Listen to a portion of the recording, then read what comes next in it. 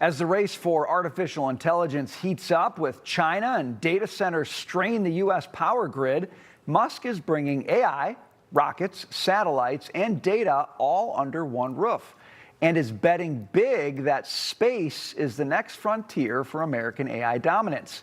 His vision: self-growing bases on the moon, an entire civilization on Mars, and ultimately expansion to the universe. Does this bring Musk's goals of data centers in space and life on Mars, does it bring him closer to achieving that? It does, and very few people at this point would doubt this guy on anything. He kind of has mandates and he delivers one way or the other. It's just when.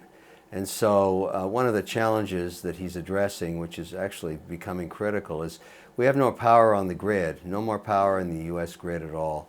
Chinese are kicking our butts. They put on 500 gigawatts of power last year in China, mostly with coal-burning plants. They don't have the vision of space, but that means they're going to beat us in AI data centers on the ground. And so there's a lot of concern about that.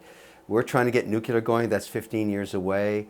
This data center thing is a big problem to stay competitive, but I love the vision of this. And you know, the thing about Elon is he's the modern Bruce Wade. You know, he's like, there's no question about it. And I've backed him from financial purposes and investing in his deals forever. There's a lot of skepticism about him. You'd never get the timing right, but the guy executes, and that's remarkable. But the data center thing, no, that's not going to work for us against the Chinese in the next 10 years. We gotta figure out this grid thing. We got a big problem. All right, so that's my question to you, Kevin, because I think that the outer space data center thing, it does solve some problems for sure. The whole not in my backyard goes away, okay?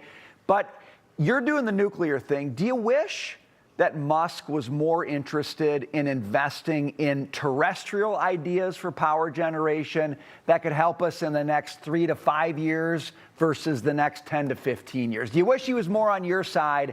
Like, let's go all in on nuclear here.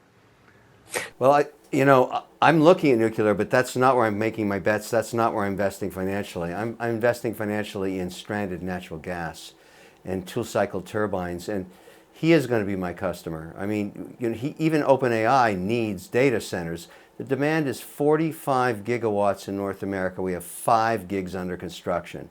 So I've already announced 13,200 acres in Alberta, Canada of stranded natural gas. I will announce 13,000 acres in another state soon. I haven't closed it yet, and I need it to be tied to the permits.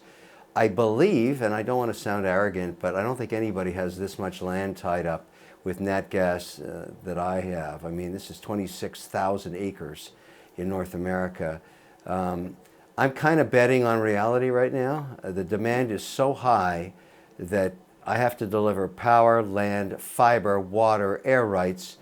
The only way I can pull this off is deal with the leadership in these states and provinces directly with the government, make them my partners. This stuff is really complicated, and the reason it's become kind of a #1 issue is the administration's figured out, again I repeat it, China is kicking our heinies in this space. They are just killing us.